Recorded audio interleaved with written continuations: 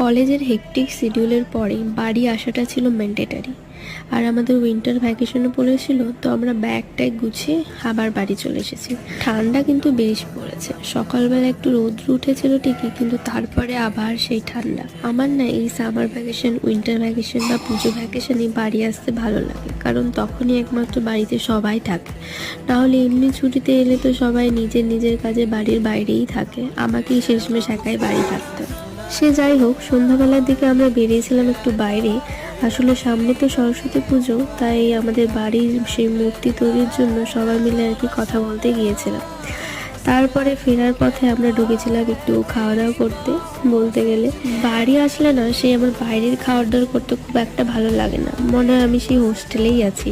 তাহলে বাড়ি এসে লাভ কি যদি বাইরের খাবারই খেতে হয়। সে যাই হোক, দিদির আবদারে গার্লিক ব্রেড উইথ চিকেন সসেসটা ট্রাই করেছিলাম, যেটা খেতে কিন্তু দুর্দান্ত